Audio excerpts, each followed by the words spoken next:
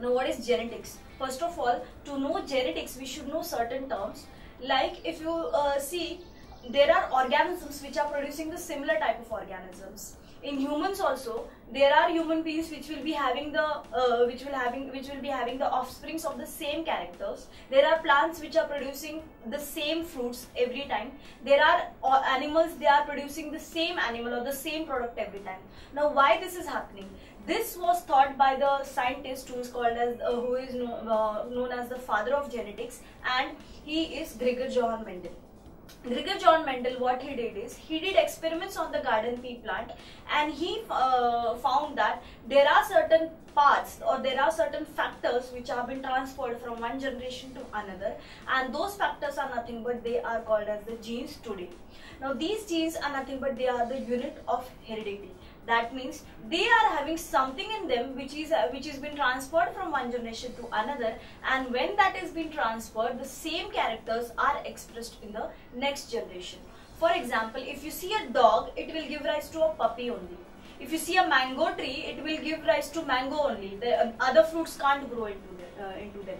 So this is, now we know why this is happening, but that time nobody thought over it. Only Gregor Johann Mendel thought that there is something which has been transferred, because of which there is a transmission of the character, and because of which there is expression of the same characters. So this something was nothing but, he called it as factors.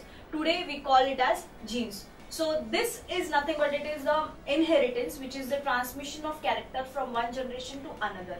So he has given various new concepts in biology, that is the transmission of the character. Then there are genes, there is variation, why there is similarity, why there are differences. So all these concepts he has made it clear through his papers, and then he gave a new concept, and hence we call him as the father of genetics, because he has helped to open a new branch in biology, that is nothing but genetics, which is the study of genes. And genes are nothing but the factors which are responsible for the transmission of the characters from one generation to another, and these factors today we call it as genes. So this concept, that is the like begets like. A dog will give rise to a dog only, a mango tree will give rise to a mango only, or if you consider any other organism, for example in humans also, we can see that there are similarities between the offsprings, that is their characters. Many characters are exactly similar to the parents. So these are nothing but these are the transmission of the characters which is happening because of the genes, and this was told by Gregor Johann Mendel. So we need to know the history of Gregor Johann Mendel. He was born in 1822 in a small village in Austria, and he began his experiments on the plant, that is the experiments of hybridization, in 1856. In 1865 he presented his paper, that is the experiments in plant hybridization, and then in 1866 it was published. But after publication also, this papers, that is the experiments in plants hybridization, were unnoticed, and then in 1900 his students, that is Hugo de Vries, then Carl Correns, they opened the paper and they rediscovered that there is something which is important, and by the year of 1901 it was found that the mitosis and meiosis was concepts were clear, and then they understood that the experiments which were performed by Mendel was very important for the study of meiosis and mitosis, because the meiosis and mitosis is nothing but it is the cell division which is happening, and in the cell division the DNA replication takes place, and that is nothing but the multiplication of the DNA, that is the same DNA is copied and that DNA is been transferred to the new cells which are been formed, and that is nothing but, this is nothing but the heredity, that is the same set of genes which have been transferred from one generation to another. So Mendel has cleared many concepts. His main experiments were on the basis of the concept that is like begets like, that is the transmission of one genes from another genes to another cell, and then the another concept was why there are similarities and why there are differences between the organisms of the same species or between the organisms of the same generation. And then he also did experiments on the concept that there are certain characters which are not expressed in the next generation, but they are expressed in the another generation. That for example, if you see in humans also, there are certain characters which are expressed in the grandchildren and not in the daughter or the son. their grandchildren will be having the same characters. So this is because of the dominant and the recessive part. So these all concepts were cleared by Mendel with his experiments, that is the experiments in plant hybridization, and this experiment were extremely important for the to study genetics, because he has opened a new branch in biology, and that's why he is called as the father of genetics. As I have told you, Mendel selected the garden pea plant. Now there are various reasons why he selected this particular plant, that is the garden pea plant, which is scientifically known as Pisum sativum. This plant was particularly selected because this is a plant which is an annual plant. That is, it grows in all seasons. It does not grow only in a particular season. It is not a kharif crop or a rabi crop, or it is not a crop which will be grown in a particular season only. It can be grown throughout, and it can grow throughout the year. So this is one important reason why Mendel selected the garden pea plant. The another important reason for selection of this plant is nothing but it is having a short lifespan. That is, the lifespan of this is around 3 to 4 years, and within 3 to 4 months, the plant will grow and it will produce the pea. So it will mature and it will produce the pea. So this is another important reason why he selected the garden pea plant, because the experiments were done frequently, and the results he got within 3 to 4 months, and he could study it efficiently within a period of a particular duration, that is within 3 to 4 months he could study the experiment, he could study the plants. Then the another reason for selection of this plant is that this is having the large flowers and it is easy for emasculation.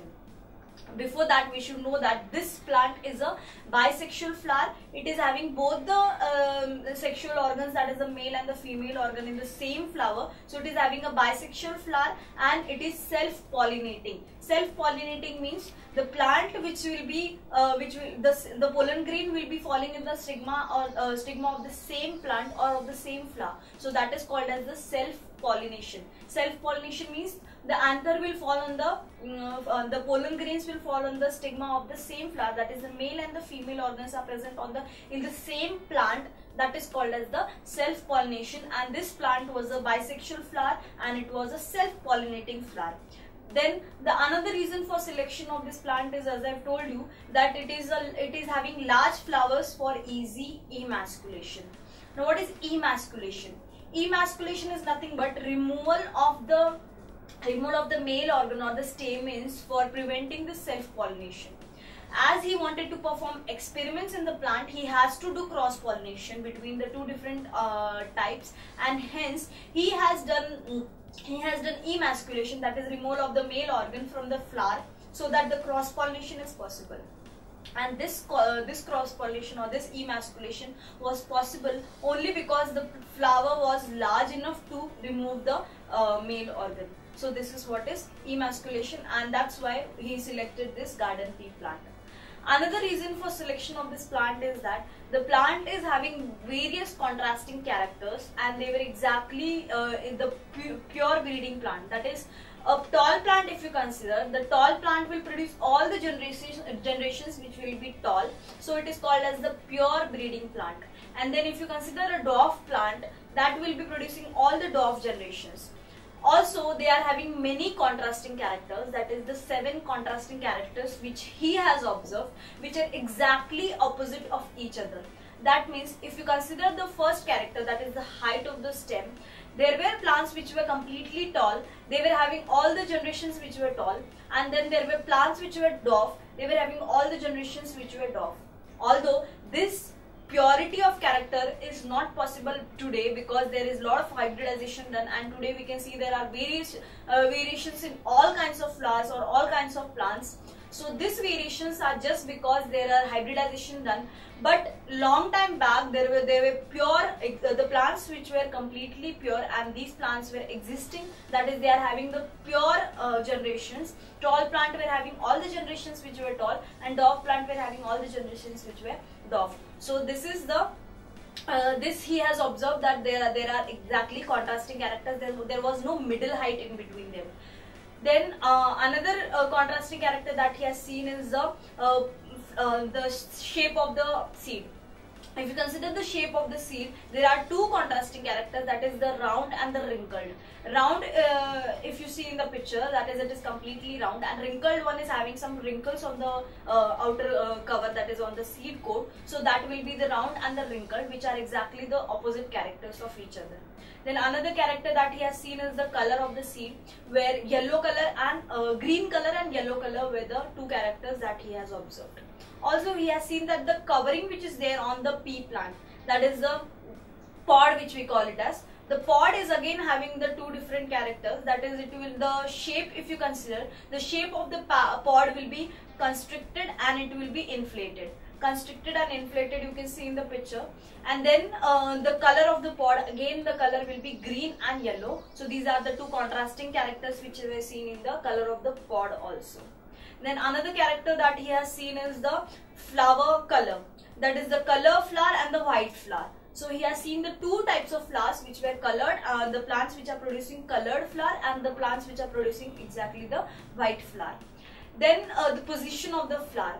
On the axis, if the flower is present, then it is called as the axial position, and on at the top, at the terminal position, if the flower is present, then it is called as the terminal position.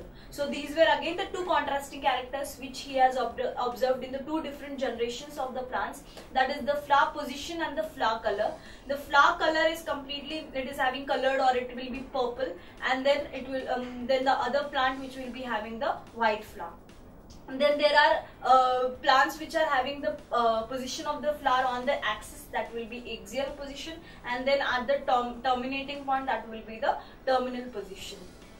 Then we have seen that then he has seen that there is a seed coat which is there on the seed. The seed coat color, it can be transparent or it can be white. So there are two colors, white not grey. So there are two colors that he has seen in the seed coat also, that can be a transparent one or it can be a colored one.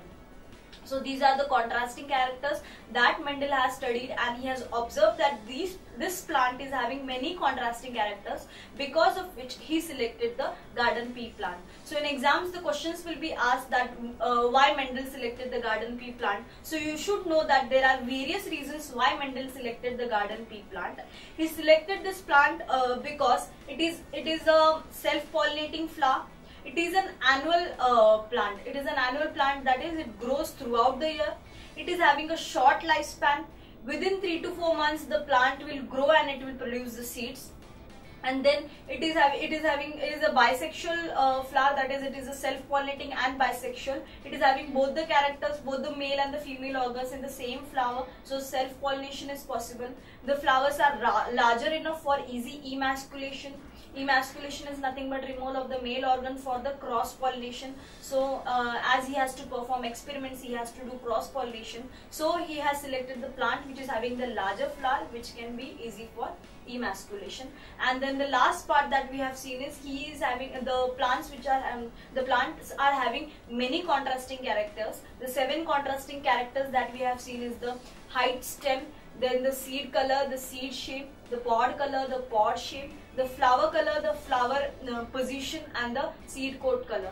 So these are the contrasting characters that Mendel studied in the garden pea plant. And then his experiments were successful because he did his experiments in the stepwise manner, in a systematic way. He has done experiments first between the single character, that is called as the monohybrid cross. He studied one character at a time, so it is called as a monohybrid, that is hybridization between the plants which are having only one contrasting characters.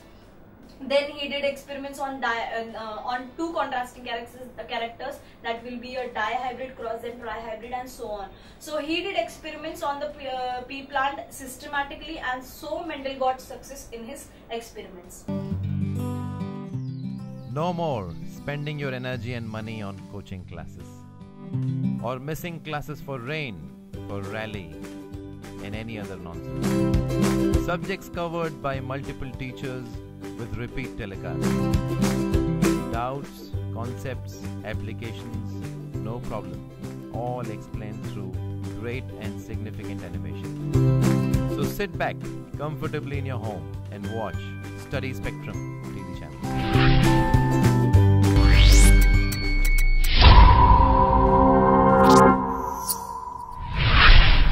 To study the we need to know the genetic terminology, that is the various terms which Mendel used in his experiments, which will help us to know what are his experiments and what results he got out of these experiments. So the first term in the genetic terminology that we need to know is the character. What is a character? Character is nothing but it is the existing feature that we can observe. That will be if you see the height of the stem or color of the flower or color position of the flower. So that is nothing but it is the character of that particular organism, which is also called as a feature of that particular organism, and hence the term character is important to study. Then another term that we need to know is nothing but the trait. If you see the trait, that will be the inherited character and it is being transferred from one generation to another, which is detectable, it is having the detectable variant. That means it will be having the tall height or the dwarf height. So that is a detectable variant that you can see, and that is nothing but it is the trait. It is a trait of that particular flower or that particular plant. It can be a tall plant, it can be a dwarf plant, it can be a plant which is producing round seeds, it can be a plant which is producing the wrinkled seeds. So it is nothing but it is the inherited detectable character, and it is having a detectable variant also. That is nothing but it is the trait. Then the another term that we need to know is nothing but the factor. Now before knowing genes, Mendel explained his experiments on the basis of a term that is nothing but the factor. He said that factor is nothing but it has been transferred from one generation to another. So that is a particle in an organism which is being transferred from one generation to another and which is responsible for heredity and variation, which Mendel did not know where it is present, how it is being transmitted. After the experiments of meiosis and mitosis, they understood that there is a particle which is present in the organism, which is also called as the gene. So the another term that we need to know is nothing but the gene. So gene is nothing but it is the segment on the DNA which is responsible for heredity and variation. That is, the genes are transferred from one generation to another, and that's why the characters are being transferred from one generation to another. Then the next term that we need to know is nothing but the alleles or allelomorphs. Now this term is frequently used by Mendel, which is a new term for us, that is the alleles or allelomorphs. Now what are alleles? Alleles are nothing but the similar genes which are present on the same gene loci, which are responsible for the same character. That is, these are the genes which are representing the same character present on the same gene loci on the homologous chromosomes. The chromosomes which are having the same set of genes, that will be called as the homologous chromosomes. And then the alleles are nothing but, if you consider the allele for the height of the stem, the tall height of one chromosome will be on the second. In humans or in case of plants also, there are pairs of chromosomes. So they are having homologous chromosomes, and these homologous chromosomes come together, and when they come together, there is an allele which will be representing the same character. So alleles are nothing but the genes which are present on the same gene loci representing the same character. That will be the height of the stem. It can be homozygous or it can be heterozygous. Now what is homozygous? Homozygous means if both the chromosomes are having the genes for tall height only, then that will be having both the genes same, so it will be homozygous. And when they are having the same, when they are having a different gene but the same character, for example the height of the stem, but one gene is for tall height and one gene is for dwarf height, so one will be the capital T and one will be represented by small t. So this is nothing but it is the difference between the two genes, and difference between the same character, it is having the variation. One is having the tall and one is having the dwarf one. The chromosomes are homologous but the genes are homozygous. That is, it will be having a tall and it will be having one dwarf gene. So this is nothing but the heterozygous alleles. So alleles are nothing but the genes which are present on the same gene loci, but they can be homozygous or they can be heterozygous. Homozygous means having the same genes, tall, and heterozygous means having the two different genes, that will one will be tall and another will be the dwarf one. Then another term that we need to know is nothing but the dominant and the recessive one. He observed that there are characters which are expressed in the next generation, and those characters which are being expressed in the next generation, they will be suppressing the another character, and that is nothing but the dominant gene. For example, he did experiments on the plants which were tall and he did experiments on the plants which were dwarf. when he did cross pollination between the tall and the dwarf plant, what he should get is the middle height. But he observed that the next generation that he got, all were having the tall genes, tall height. So this is nothing but the tall height which is there is the tallness which is there. It is the dominant character because it is suppressing the dwarf one, and that's why the dwarf one is called as the recessive character. So the character which is expressed in the next generation, it is called as the dominant character, and the character which is not expressed in the next generation or when it is suppressed, then it is called as the recessive character. So two new terminology again, the dominant character and the recessive character. So the dominant character which is there, it is always represented by the first letter of its character, and then it will be in the capital form, and that same first letter will be represented in the small form, that will be the recessive one. For example, if I consider the tall plant, it will be capital T, and if I consider the dwarf plant, it will be small t. So the dominant is expressed in the capital letter and the recessive is expressed in the small letter of the same character which is there in the first letter of the same character of the dominant one. Then the phenotype, we should know what is a phenotype. Now phenotype is nothing but the morphological or the physical appearance that we can see. Now as I have told you, Mendel did experiments on the tall plant and a dwarf plant, and when he cross-pollinated the tall plant with the dwarf plant, he observed that there are plants in the first generation which are having all tall height. So this was just an morphological appearance. Actually, they are having the genes of both the tall as well as the dwarf one. But the one which is expressed is appearing on the morphology. That is, we can see that there is a plant which is tall.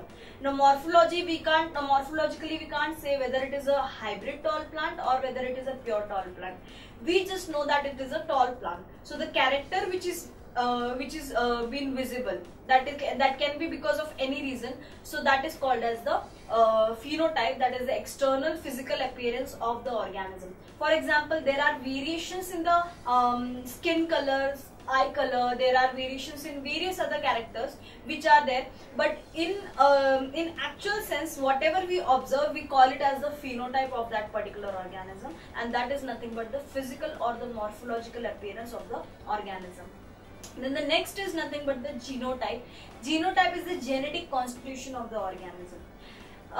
When Mendel did experiments, he just termed that since there are two chromosomes, then there can be two genes which will be two alleles which will be there for a particular character, and for tall height it will be having all the characters. Pure tall plant, it will be having capital T and capital T, and a pure dwarf plant, it will be having small t and small t. So this is nothing but it is the genes which are there. He represented the genes which are with the help of the letters, and these letters are nothing but they are the genetic constitution of the organism. They will be representing what actually the genes are present in that particular organism. So that is nothing but the genotype. So genotype is nothing but it is the genetic constitution of an organism. Morphologically we can't understand. When we go into details of it, when we understand what are the genes, then only we can understand how these experiments are being carried out and why the results are so. So this is nothing but the genotype. So another term that we need to know is nothing but the pure line and the hybrid one. Now what is pure line? Pure line is, as I have told you, there are homozygous one. Homozygous means they are having the same alleles, that is the capital T and the capital T on both the chromosomes. There will be both the alleles will be having the same character and the same type.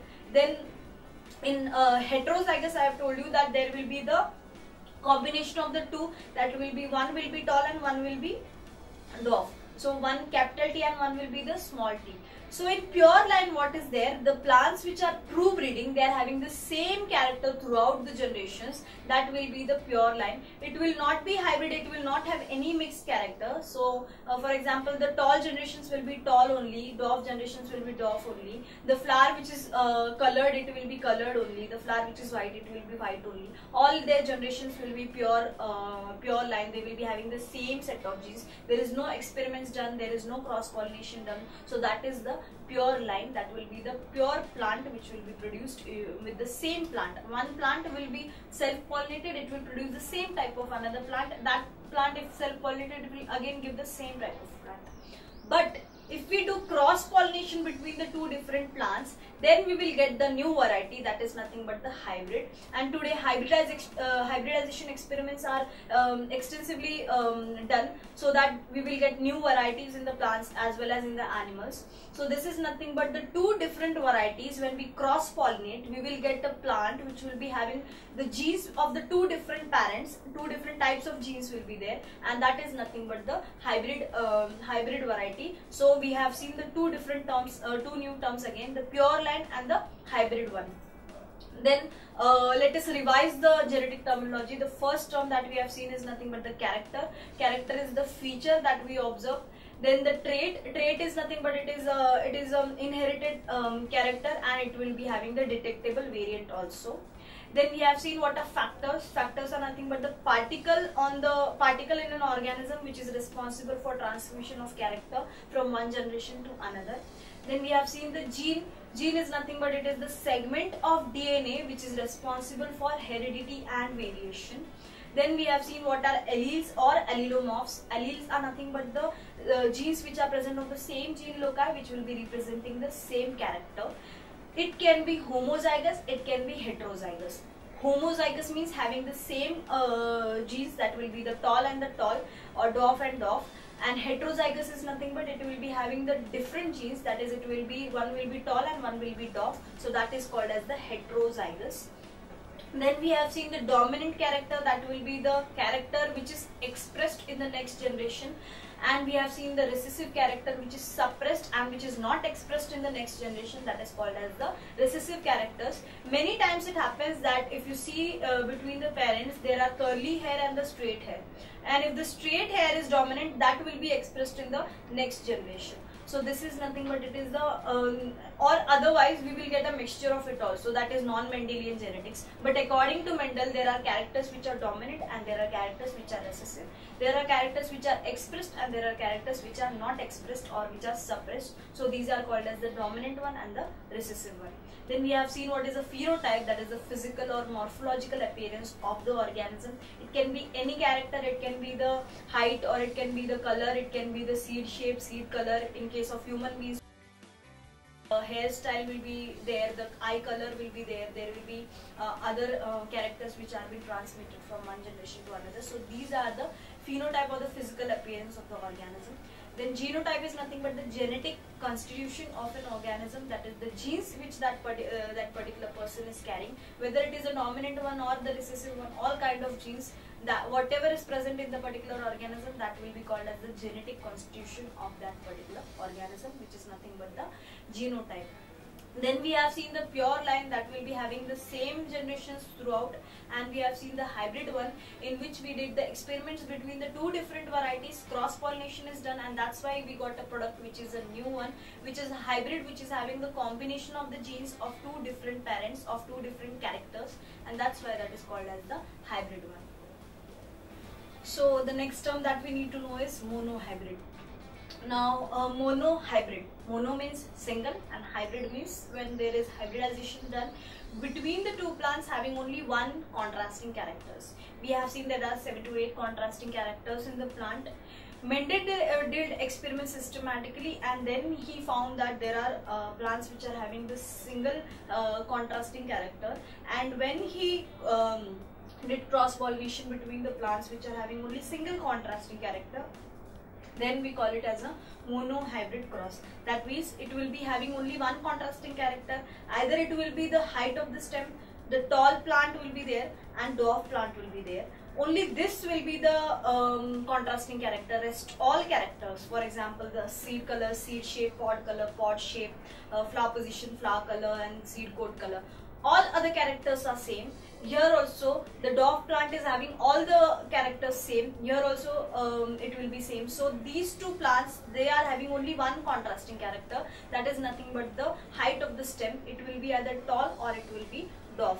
So this is the two contrasting characters that he has done, and that is nothing, that is called as the monohybrid cross. So monohybrid cross is the cross between the parents which are having only one contrasting character, for example a tall plant and a dwarf plant. Then we should know what is a dihybrid cross. Now dihybrid, as the name suggests, we can say that dihybrid will be the cross between the parents which are having two contrasting characters.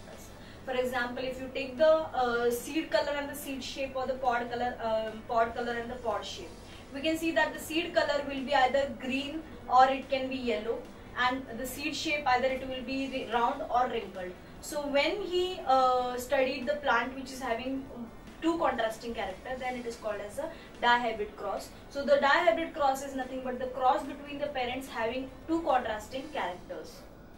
Then we can see the F1 generation, F2 generation, and F3 generation. So what is F1 generation?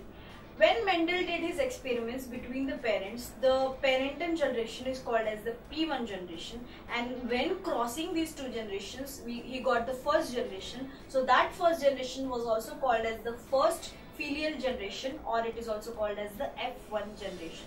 That is, when he is crossing between the two parents, they are having two contrasting characters, then he will get one generation. That first generation is called as the first filial generation, and in the first filial generation he observed that they are having the uniform characters or uniform trait, that will be having all the same character.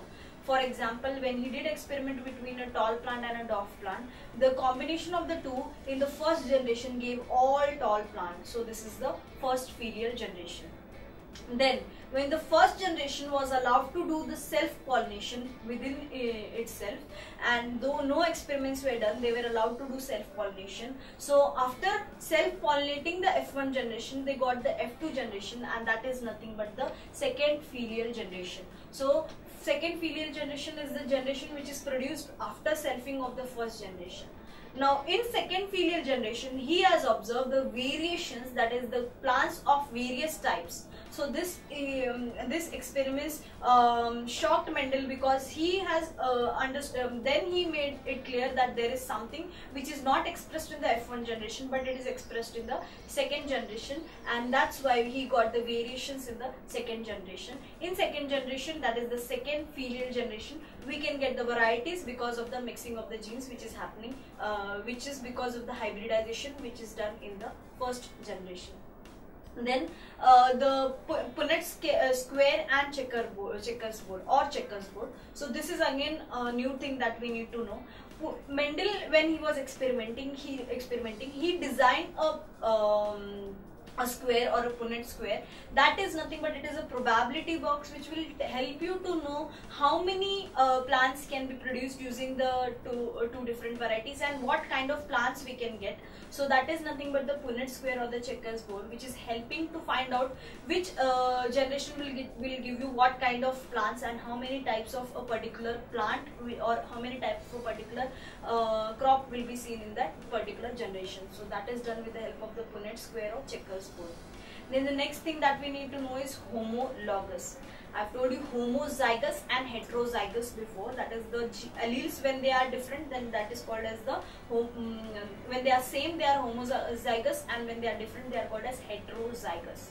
Homologous is the term which is given for the chromosomes. Chromosomes are of different types. As we all know that there are 23 pairs in the human beings. So out of these 23 pairs, the pairs which are formed, they are formed between the chromosomes which are having the same set of genes. So those chromosomes which are having the same set of genes between each other, those chromosomes are called as homologous chromosomes.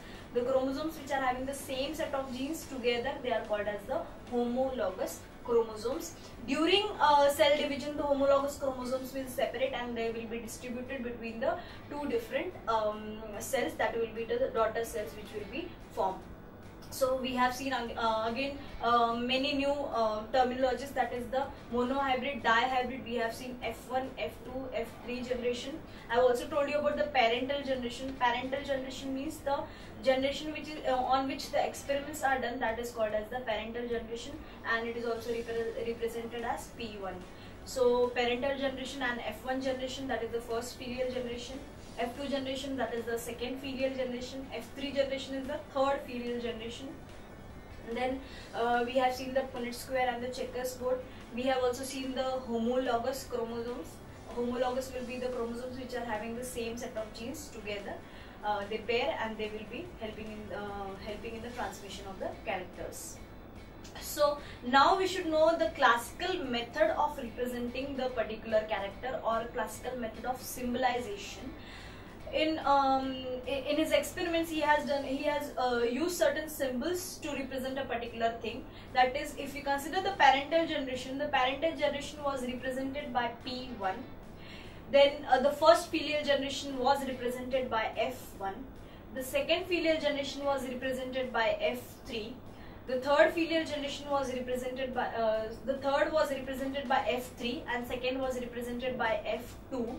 Then the dominant character was represented by the capital letter, that will be capital T for the tall one and small t for the recessive one. So that is the small characters are used, small letters are used for representation of the recessive characters.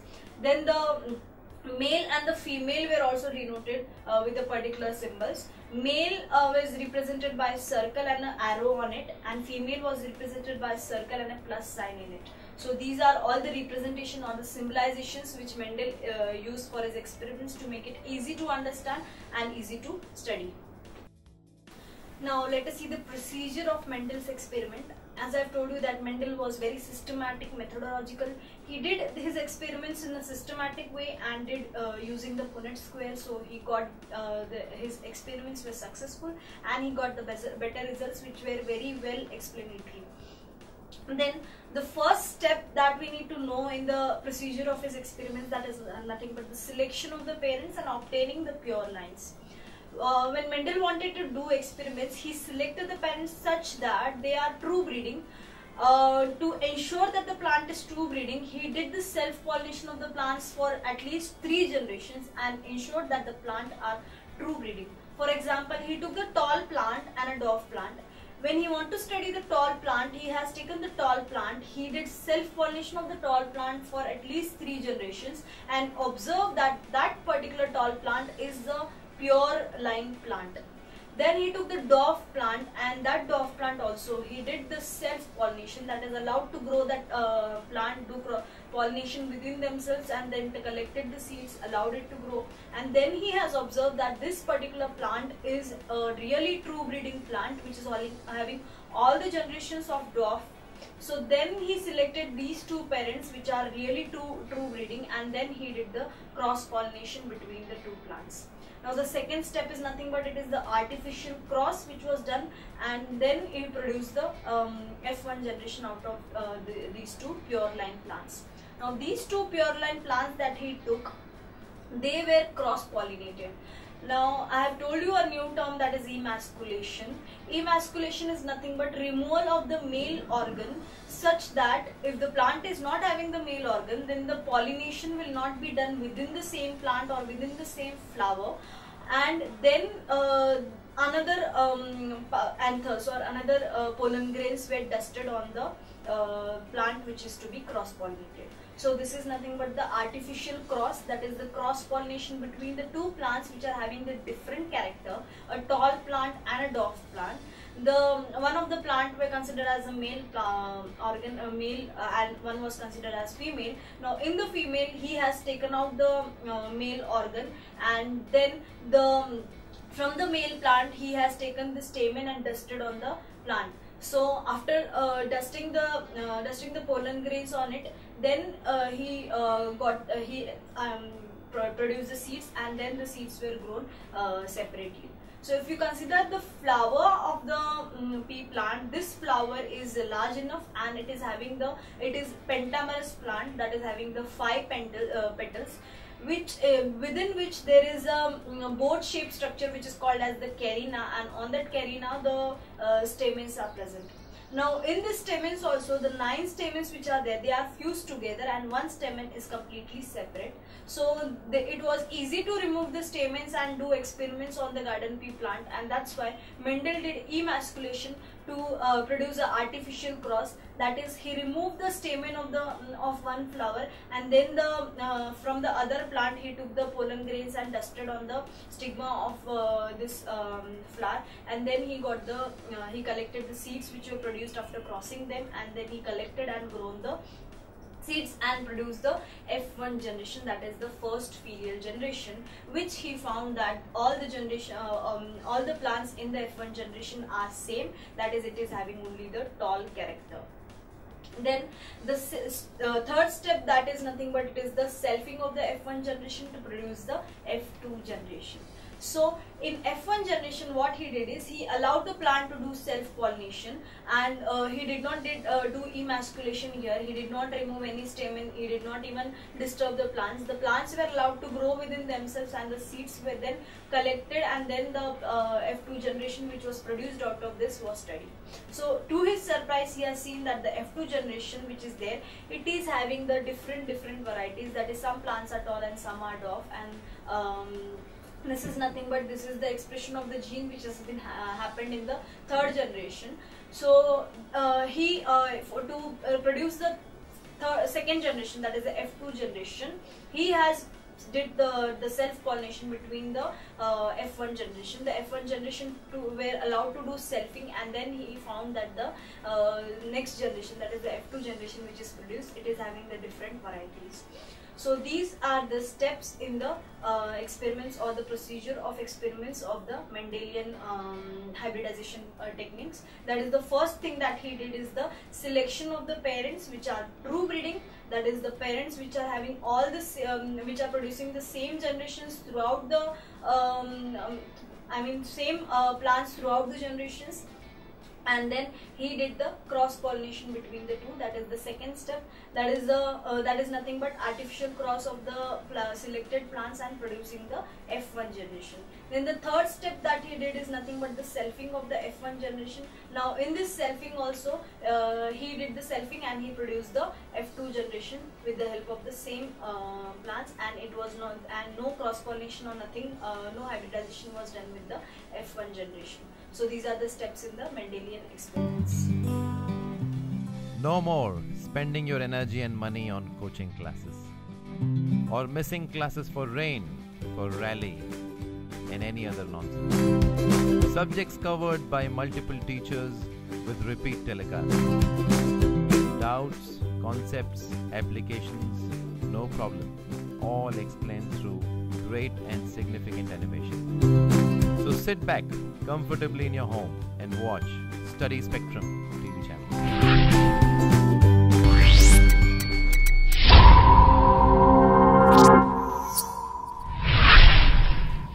We are seeing the chapter Genetic Basis of Inheritance. In that, the next topic that we will be seeing is nothing but the dihybrid cross and the dihybrid ratio. We have seen the monohybrid cross. In that, we have seen that the monohybrid cross is the cross between the parents having only single pair of contrasting character. That is, there is one pair of contrasting character. We have also seen the example of the tall plant when crossed with the dwarf plant. We have seen the monohybrid cross ratios, that is the phenotypic as well as the genotypic ratio. Now we will be seeing the dihybrid cross. The dihybrid cross is nothing but it is a cross between two parents having two pairs of contrasting characters. So here, these two pairs of contrasting characters which will be there, they are exactly, they are the only contrasting characters which are present in the plant, and other characters which are there, they are exactly same. So these two pairs of contrasting characters, when they are fused together, there are chances that we will get 4 different types of gametes, and we will get the 4 into 4, that is 16 different types of plants which we will be seeing in the dihybrid cross. Now, in the dihybrid cross also, Mendel has maintained his systematic way of studies, that is, he has done it in the stepwise manner. The first step in the dihybrid cross is again the selection of the parents. Now let us take example of the plant which is having yellow and round seed, and a plant which is having a green and wrinkled seed. Mendel first he selected the plants and then allowed the plants to do true breeding or selfing for around 3 years. 3 generations, and after doing the selfing for around 3 generations, he had made sure that the plants which are there, they are true breeding or they are pure line plants. Once he has confirmed that the plants are pure line plants, then the next step that comes into picture is nothing but it is the crossing between the two parents, where we need to do emasculation. I have told you that emasculation is nothing but removal of the male organ in order to do the cross pollination between the plants. When the flower is bisexual flower, there is 100% chance that it will do self pollination.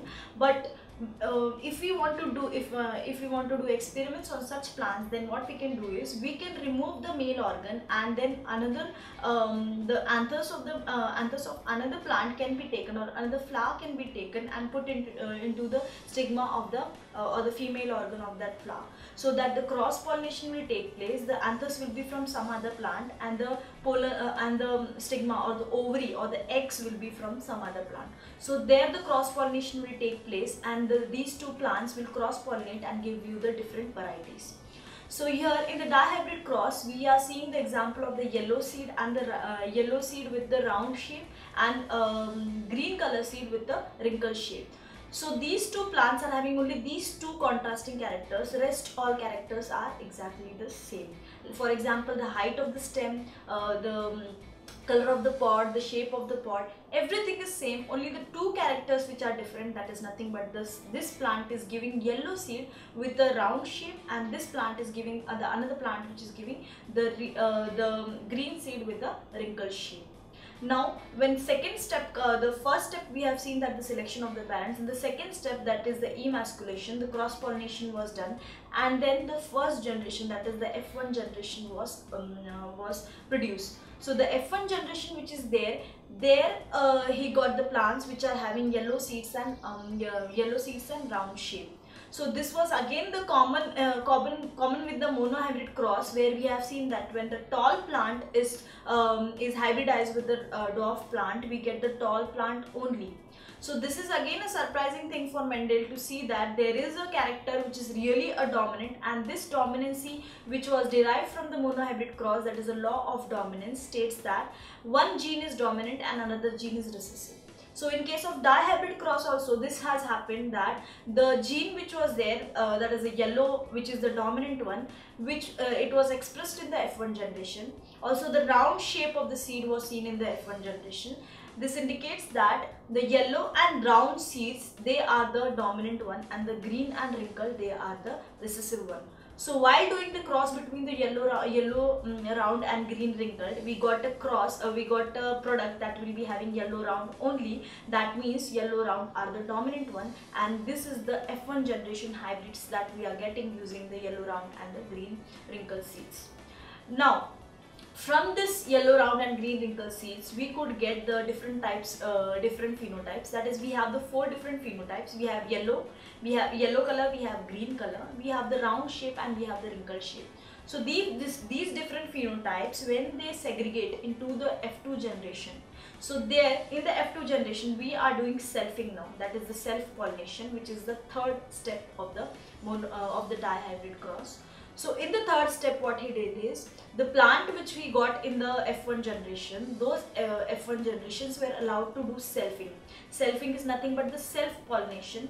Here, no emasculation was done. Nothing was removed from the plants, and hence the plants were allowed. The bisexual flowers, they can easily do self-pollination or pollinate within themselves. The male organ will fall into the female organ, and then they will produce the seeds. Now these seeds were collected separately, and then they were seen the products which are produced were observed by Mendel. Now in the F2 generation, he has got the 4 different phenotypes. According to the probability between the combinations of these different phenotypes that we are seeing, we can see that there are 9 different types of yellow round seeds. Then we have 3 yellow wrinkled seeds. Then we have 3 green round seeds, 1 green wrinkle seeds. So if you see the dihybrid cross ratio with the help of the checkers board or the Punnett square, you can understand the phenotypes. In the phenotypes, you can easily understand that there are 9 yellow round seeds, there are 3 yellow wrinkle seeds, then there are 3 green round seeds, and then there is only 1 green wrinkle seeds.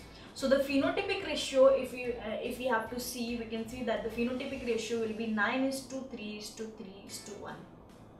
Simultaneously, there is the genotypic ratio which is represented in the box, which can help us to know the different types of genotypes.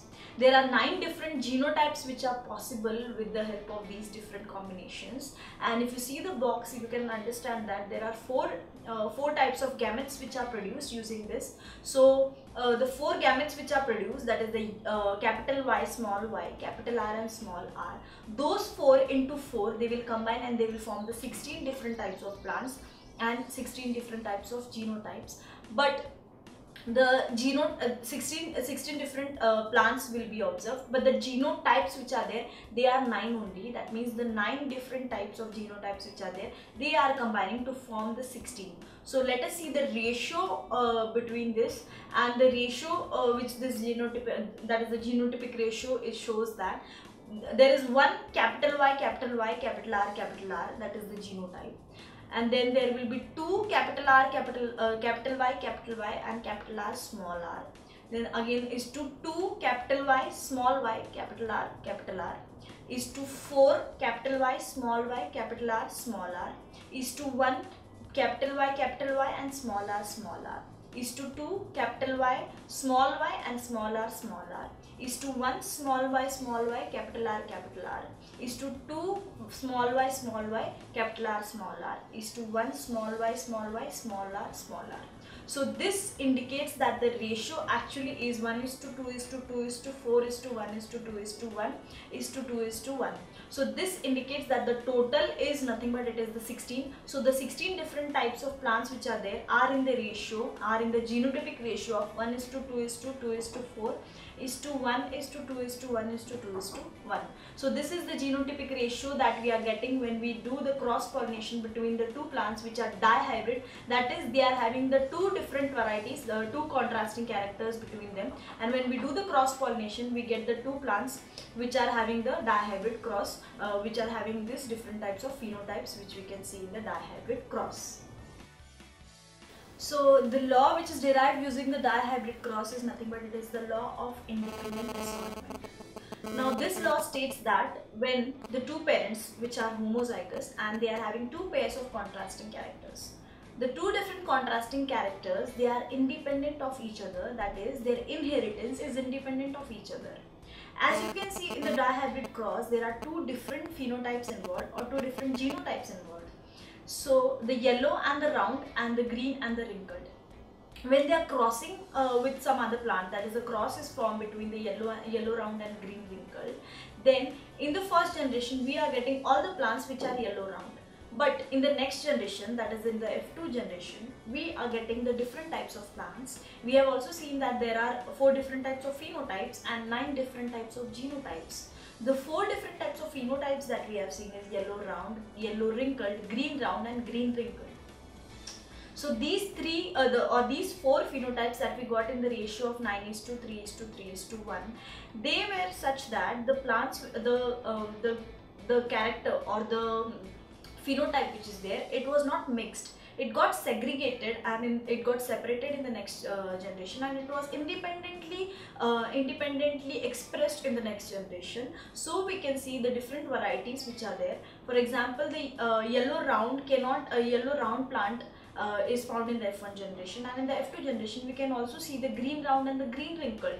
So the combination can happen in any way, that is, the green can also combine with the wrinkled one, or it can also combine with the round one. Also the yellow can combine with the round one and the wrinkled one. So this is what the law of independent assortment says, that the two homozygous parents which are having 2 pairs of contrasting character, the genes which are there, their expression or their inheritance is independent of each other. This is the law of independent assortment, that is, if the expression of the genes is not dependent on another phenotype or the genotype which is there, and they are independently inherited. Then the next thing that we should see in this is nothing but it is the test cross. So test cross, here the name itself says that it is a test to find out what is the genotype of the parent. For example, if we take a simple monohybrid cross between a tall plant and a dwarf plant. As you can see, the tall plant will be having the genotypes as capital T and capital T, and the dwarf plant will be having the genotypes as small t and small t. The gametes formed by the tall plant will be capital T type, and the gametes formed by the recessive plant or the dwarf plant will be the small t type. Then when they are crossed with each other, we will get the plant which will be having the genotypes as capital T and small t, and they will all be tall plant because the tall plant, a tall gene is the dominant one, and these tall plants which are there, they will be having the genotypes as capital T and small t. So here we have the two different genes involved, and hence the gametes which will be produced by the F1 generation will be capital T and small t. Now this capital T and small t which are there, if they are crossed with the recessive parent, we can see that there are chances of getting 50% tall and 50% dwarf plant. So this is the test cross. In this cross, what we do is the F1 generation hybrid plants that we get, or the tall plants which we are getting in this cross. So these plants, when they are crossed with the recessive parent, we can get 50% tall and 50% dwarf plants. Now this 50% tall, they are not pure, they are hybrid tall plants, and the 50% dwarf which are there, they are the pure hybrid plants. Now this test cross, as the name suggests, we can test the phenotype of the parent, we can find out the phenotype of the parent using the test cross. For example, the F1 generation, as we know, will only give you capital T and small t. We can test the F1 generation, phenotypes of the F1 generation. As we know the genotypes of the first generation, that is the parental generation or the P1 generation, that is the small t and small t. So we can cross the F1 generation with the recessive parent and we can find the genotypes of the F1 generation, and this is the cross to test the genotypes of the F1 generation. So the recessive parent, as we know, it will give you only one type of genes, that will be small t. And here the F1 generation, whatever it gives, based on the result we can predict what will be the genes. So if you are getting 50% hybrid tall, that means the two different types of genes or two different types of gametes are produced by the plants, that is it will be tall capital T and small t. But if we are getting hybrid talls or we are getting pure talls, then there will be only one type of genes which are being produced, or one type of gametes which are produced by the F1 generation. So this indicates that the crossing which is there, that will also help you to find out the type or the genotype of the F1 generation, and hence this cross is called as the test cross. Then another cross that we need to know here is the back cross. In the back cross, we can cross the parent with any of the parent. That means it can be a tall plant or it can be a dwarf plant. It can be the dominant one or it can be the recessive one. Here also we can get the 50-50% result. The ratio will be 1:2. I have not told you the test cross phenotypic and the genotypic ratio. So let us see the test cross phenotypic and genotypic ratio. In the test cross, we will get the phenotypic ratio as 2 tall and 2 dwarf. And the genotypic ratio that we will get is 1 capital T small t and 1 small t small t. So this is the genotypic ratio and the phenotypic ratio of the test cross. As I have told you that there will be 50% tall and 50% dwarf plants, because the recessive parent is only producing one type of gene and the F1 generation is having two different types of genes that was found using the test cross.